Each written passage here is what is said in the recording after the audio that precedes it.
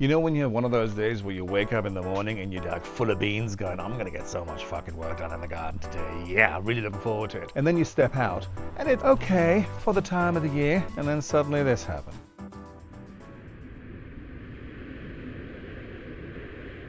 And you're just thinking, oh fuck this for a month of Sundays. Today is an inside day. And even my poor plants are flying all over the place. Anyway, let's just get inside. So luckily the other day I did some casual beer shopping, because the last thing you want to do on a day like today is run out of the good stuff. And, you know, so as they say, luck favors the prepared, and prepared I am. There you go. Isn't that just magic? Oh, and the other day I heard the most amazing quote, no ass after Madras. Immediately I thought, oh, I want a curry. And that's exactly what I'm going to do right now.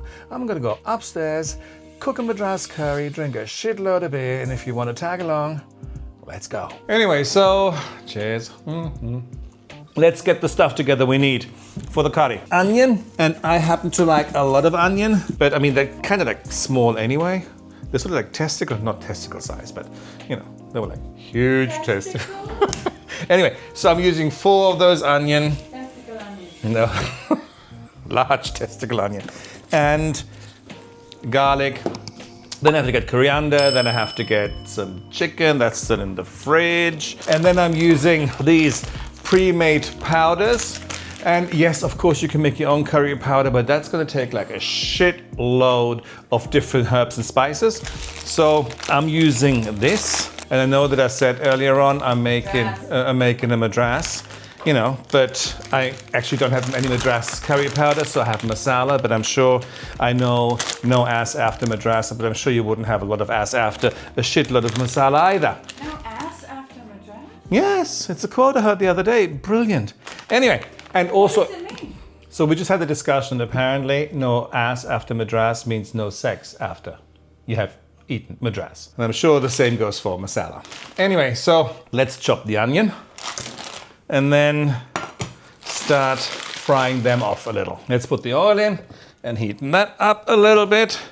And here I'm just using normal vegetable oil. You can obviously use ghee and all that sort of stuff. I don't have any of that. I'm putting that up to medium heat. So coarsely chop the onion. Not your fingers. And when the oil is runny like this, then you know it's kind of hot enough to put the onion in. So in the meantime, get the chicken board. I like cutting the chicken on the wooden board, so I always use this plastic one. And then cut the chicken. I'm using 600 grams. And yes, I'm using chicken breast. Loads of people say you shouldn't use chicken breast, you should use chicken thighs. But at the end of the day, you know, you just use what you have or what you're comfortable with. And I have chicken breast, so that is what I'm using. And I'm cutting that into bite-sized pieces. Stir this. No, I'm okay. Janie's sitting in the living room watching her stories. Usually I would be watching my own stuff here, so at this point in time, I would be watching The Walking Dead. That's why I'm in here. Yes, but I'm not gonna do it right now because, let me just, hang on. Having this as a background noise I don't think would be very appropriate, although strangely enough, The Walking Dead, that program actually does make me feel hungry. But that's a different story, I guess. Wash hands. And what we can do now is just prepare the chicken the way I prepare it. A little bit of lemon juice, tandoori masala, around about that much. And over it goes. Some lemon juice in it, just a little bit. And then stir it. Set that aside, stir the onion, and they're starting to get really nice color. Starting to, but it takes a little while.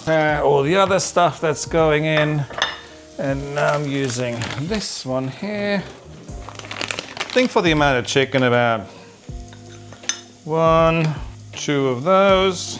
Pepper. Half a teaspoon, a little bit of salt, And then it's also time to crush my garlic. As with the onion, I love garlic. So I use about 2, but they're quite big ones. So, and yes, like, sort of, some people, put them in the pestle and mortar and stuff like that. I'm just a garlic press kind of man. I'm kind of lazy when it comes to that, but that's okay. We all have our strengths and our weaknesses. That a little bit, peel that. And it's like all these fancy garlic peeling gadgets you can get, they really aren't necessary. Chop the ass off, hit it, and that's it. The peel comes off really super easy. There we go. Oh, that smells so good. Occasionally stir the onion. There we go.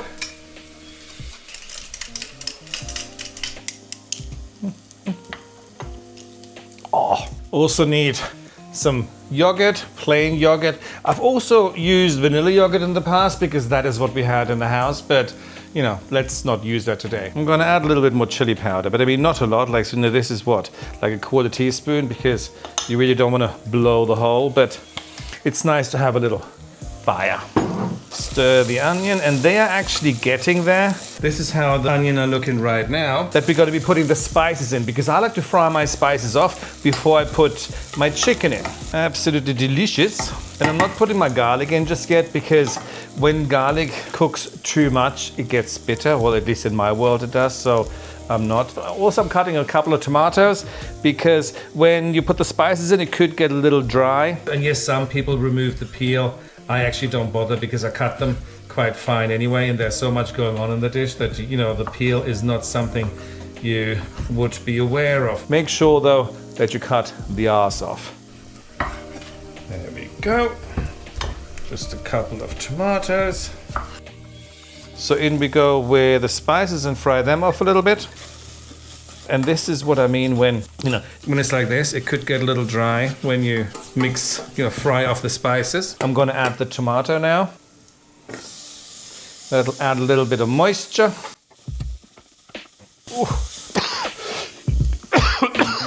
Spicy. And also at this stage, again, to add a little bit more moisture, I'm putting in yogurt. And this is a 150-gram pot of yogurt. Let's dump the garlic in. And you should put ginger in by all means, but I don't have any, so it's missing. So it's bubbling, like that. Dump in the chicken.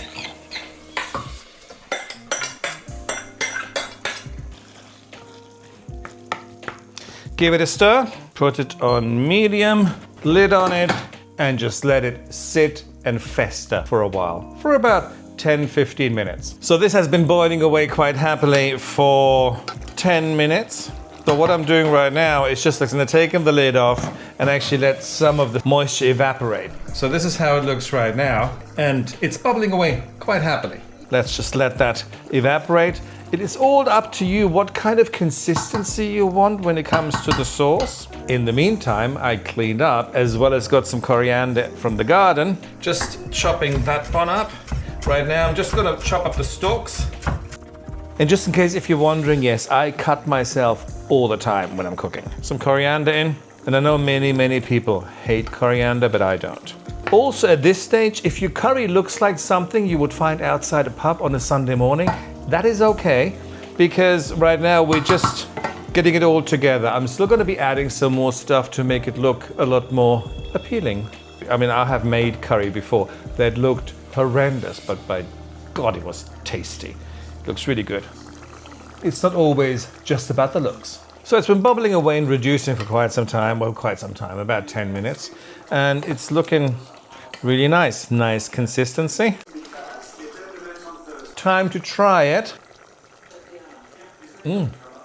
That's nice. Well, of course it is. I'm not gonna go, oh, that was horrible. But no, it actually is really nice. There's a little bit of back heat to it. Not like, so you know that your eyeballs are just about to pop out as soon as you eat a spoon, but later on, a little bit down the throat, and then you get like, oh, there's a little bit something there. So that's nice. I'm going to add another yogurt. And this is why I love cooking and I really suck at baking, because when you cook, it's a process. You can always taste it and then you add this and you add that. You can always add, but you can't take away. But with baking, you have to put every single thing in at the same time. It all has to be the right measures, and I'm just not a right kind of measuring sort of person. Although I found a cheesecake recipe, which is amazing. And this is the kind of thing, you know, just play around with it. Just add what you think may work. Sometimes it does, and sometimes you're thinking, okay, good mental note, never do that again. And that's what cooking is all about. You have to have fun. So we just let this reduce for a little while now, and then, you know, we're good to go. It all depends what kind of consistency you want when it comes to the sauce. I like it a little bit thicker, so does Jane, but we like a lot of sauce. And that's pretty much it. The point about curries is that you just have to give them time to develop. And this is the only aspect that's really important as far as I'm concerned. And so let this reduce for a little while, and then we'll get back to it. All I'm going to do now is chop the rest of my coriander. And this is my curry. Now it's cooked to the consistency I actually like. And let me show you. This is the consistency I absolutely adore. In a little while, I'm going to be making some rice. In the meantime, I'll be having a lot more of these. And if you can, make a curry. It is the most amazing and also versatile dish you can make. Sorry for not doing a gardening video today, but you saw what the weather was like, and there's no fucking way I'm going to be working outside when it's like this. Sunny, rainy, windy, blah, blah, blah. So, no. Anyway, that's me for today, and I shall talk to you guys later. Bye.